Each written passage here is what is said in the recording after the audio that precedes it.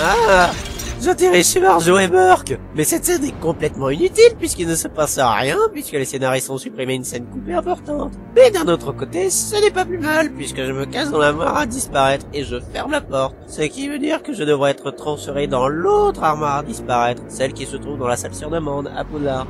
Bon, et maintenant j'arrête de blablater, je retrouve Hagrid qui est venu acheter un produit contre les limaces, donc des créatures non magiques, dans un quartier qui ne vend que des objets magiques.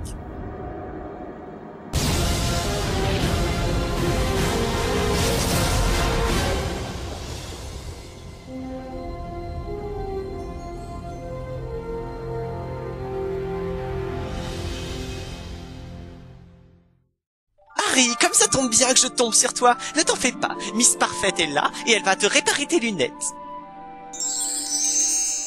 Soit le chômage alors. Allons chez Fleury et Botte pour que Lucius Malfoy mette de façon pas du tout discrète le journal de Tom Jones dans le chaudron de Ginny. Moi, Gilderoy Lockhart, pour vous faire un sourire charmeur, ou pour vous rendre jaloux si vous êtes un homme. Mais pourquoi elles sont toutes sur lui alors que maman couche déjà avec papa, Hermione me kiffe et Ginny veut se taper Harry? Tiens, voilà Harry Potter. Voici la naissance de 2 étoiles. Nous sommes des stars, Harry. Je suis méchant. Même que je commets des crimes, je suis méchant.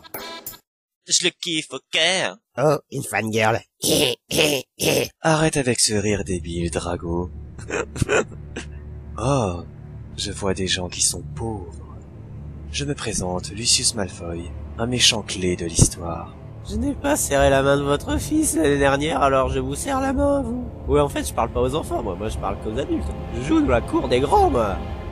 Au fait, je n'ai pas peur de dire Voldemort. Soit vous êtes courageux et donc Gryffondor vous va à merveille, soit vous êtes bécat, stupide, baveux et bouché, et dans ce cas je comprends pourquoi vous avez failli aller à Serpentard. Quoique Gryffondor ça marche aussi finalement. Avoir peur d'un nom ne fait qu'accentuer la peur de la chose elle-même. Alors premièrement, c'était pas Dumbledore qui était censé dire ça dans le précédent opus. Et deuxièmement, si avoir peur d'un nom ne fait qu'accentuer la peur de la chose elle-même, alors pourquoi vous ne prononcez pas le nom de Voldemort? Bien, maintenant je prends le livre de Ginny. Oh, je viens de parler aux parents moldus d'Hermione. Regardez-moi ces deux-là, ils sont trop mimi, je les ramène chez moi! Et je le remets ensuite dans son chaudron en plaçant en même temps le journal de jeu du sort de façon très discrète. C'est ça! On se verra au ministère. On se verra à l'école. Et ouais, failleux jusqu'au bout. Allons vite nous écraser contre le mur.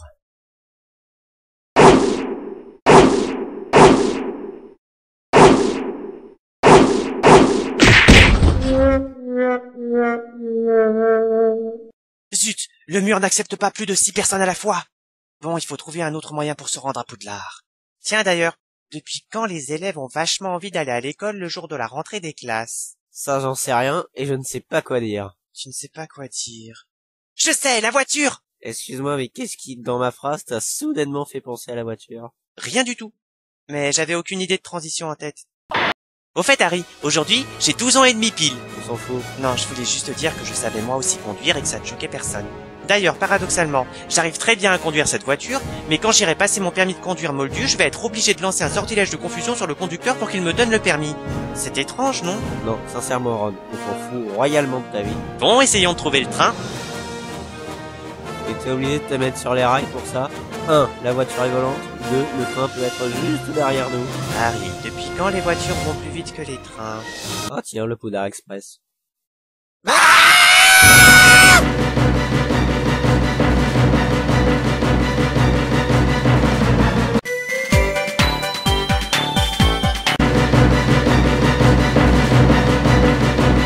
Ah, je tombe et je vais mourir. Harry, regarde, je te sors le vieux cliché de là-bas qui glisse. Espèce d'enfoiré. Harry, est-ce que si je lâche ta balle, les autres prochains films de la saga prendront mon nom? Mais pas en rêve.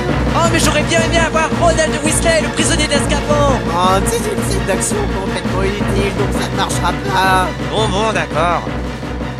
Ne viens surtout pas me dire merci pour t'avoir sauvé la vie, hein. Ron, c'est une scène d'action complètement inutile. Ah oui, c'est vrai. Home sweet home. Gaga. La voiture perd les pédales. Je vais me servir de ma baguette comme frein à main. Ça y est, laisse du ça. Oh non, tout fonctionne à l'envers chez toi maintenant. Refais-la maintenant pour voir. Oh zut, elle est cassée. Ça marche quand ça veut.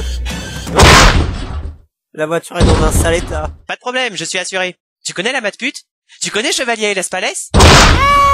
Attention à l'arbre qui... Normalement, vu la grosseur de ses branches, il aurait dû exploser la voiture en une seule fois. Petit gros, je veux dire, routard. Ça va? La voiture!